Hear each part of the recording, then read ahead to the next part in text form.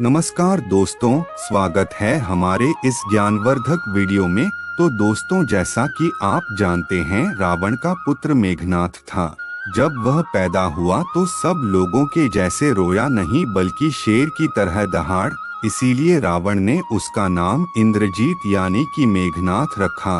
तो दोस्तों, आइए इस ज्ञानवर्धक वीडियो में जानते हैं कि आखिर क्यों श्री राम, लक्ष्मण, हनुमान जी और पूरी वानर सेना के सामने मेघनाथ की पत्नी सुलोचना ने क्या कर दिया।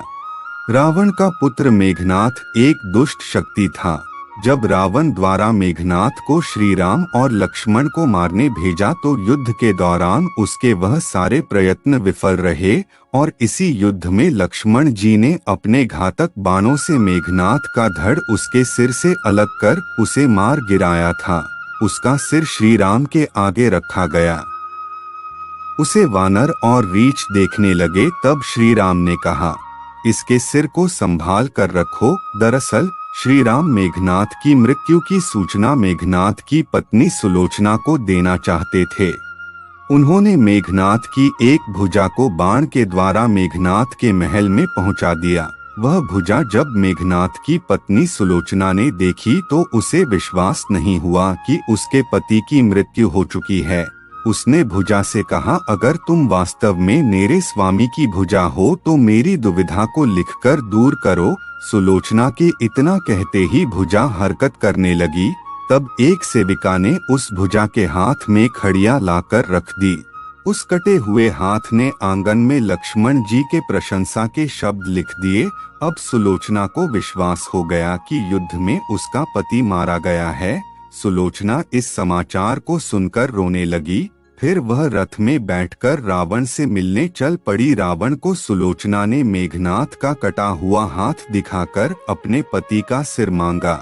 सुलोचना रावण से बोली कि अब मैं एक पल भी जीवित नहीं रहना चाहती, मैं अपने पति के साथ ही सती होना चाहती हूँ।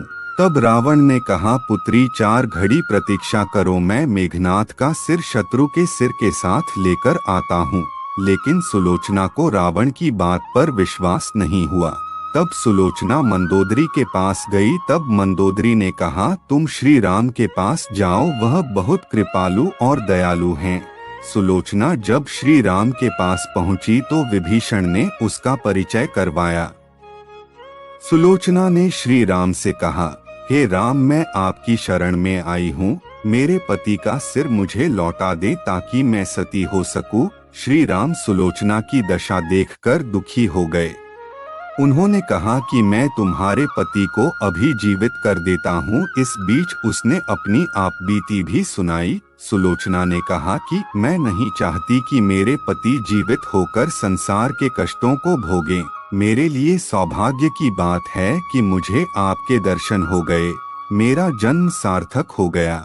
अब जीवित रहने की मेरी कोई इच्छा नहीं है। श्री राम के कहने पर सुग्रीव मेघनाथ का सिर ले आए, लेकिन उनके मन में यह आशंका थी कि मेघनाथ के कटे हाथ ने लक्ष्मण का गुणगान कैसे किया। सुग्रीव से रहा नहीं गया और उन्होंने कहा, मैं सुलोचना की बात को तभी सच मानूंगा जब यह नरमुंड हंसेगा। सुलोचना के सतीत्व की यह बहुत बड़ी परीक्षा थी। उसने कटे हुए सिर से कहा, हे स्वामी, जल्दी हंसिए, वरना आपके हाथ ने जो लिखा है उसे ये सब सत्य नहीं मानेंगे। इतना सुनते ही मेघनाथ का कटा सिर जोर जोर से हंसने लगा। इस तरह सुलोचना अपने पति का कटा हुए सिर लेकर चली गईं। उसके बाद सुलोचना ने अपने आप को एक कमरे में बंद कर लिया था। जब रावण की मृत्यु हो गई तब रावण के भाई विभीषण के साथ सुलोचना का विवाह कर दिया गया और विभीषण को लंका का राजा बना दिया गया। तब से सुलोचना के पति विभीषण हो गए। तो दोस्तों, मैं आशा करता हूँ कि मेरे द्वारा बताई गई ज्ञानवर्धक जानकारी आपको पसंद आया होगा। मिलते हैं अगले वीडियो में, तब तक के लिए जय श्री राम।